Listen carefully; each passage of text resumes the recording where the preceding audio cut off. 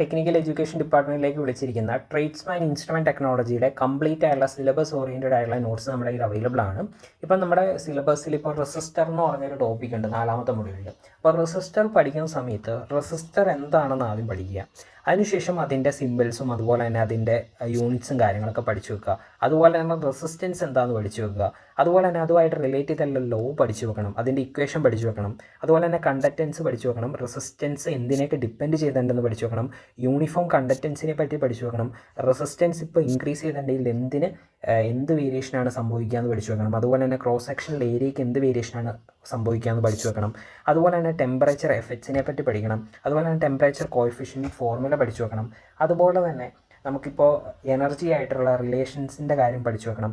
ഇപ്പോൾ റെസിസ്റ്റൻസിൻ്റെ കുറച്ച് എക്സ്പ്രഷൻസ് ഉണ്ട്, അത് പഠിക്കണം. സിമ്പിൾസ്, ഫിക്സഡ് റെസിസ്റ്റൻസിൻ്റെയും വേരിയബിൾ റെസിസ്റ്റൻസിൻ്റെയും സിമ്പിൾസ് പഠിച്ചു വെക്കേണ്ടത് അത്യാവശ്യമാണ്. പിന്നെ അതിൻ്റെ യൂണിറ്റ്സ് പഠിച്ചു വെക്കേണ്ടതും അത്യാവശ്യമാണ്. അത് കഴിഞ്ഞിട്ട് അതിൻ്റെ ടൈപ്സ് ആണ് നമ്മൾ പഠിക്കേണ്ടത്. ഒരുപാട് ടൈപ്സ്, ഇപ്പോൾ ഫിക്സഡ് റെസിസ്റ്ററിൽ തന്നെ ഒരുപാട് ടൈപ്സ് നമുക്ക് പഠിക്കാനുണ്ട്. വേരിയബിൾ റെസിസ്റ്ററിൽ തന്നെ ഒരുപാട് ടൈപ്സ് നമുക്ക് പഠിക്കാനുണ്ട്.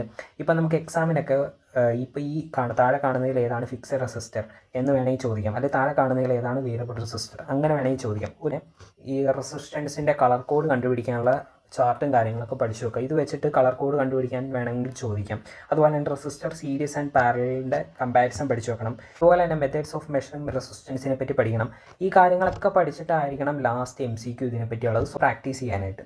സോ ട്രേഡ്സ്മാൻ ഇൻസ്ട്രുമെൻറ്റ് ടെക്നോളജി എന്ന് പറഞ്ഞ ഈ ഒരു എക്സാമിൻ്റെ കംപ്ലീറ്റ് ആയിട്ടുള്ള സിലബസ് ഓറിയൻറ്റഡ് ആയിട്ടുള്ള നോട്ട്സ് നമ്മുടെ കയ്യിൽ അവൈലബിൾ ആണ്. പർച്ചേസ് ചെയ്യാനായിട്ട് ഇപ്പോൾ നിങ്ങൾ ഈ കണ്ടുകൊണ്ടിരിക്കുന്ന വീഡിയോയുടെ താഴെ തന്നെ ഒരു പ്ലേ ബട്ടൺ ഉണ്ടാവും. ഇതേപോലെ ഒരു പ്ലേ ബട്ടണിൽ ഒരു വീഡിയോയുടെ ടൈറ്റിൽ ഉണ്ടാവും.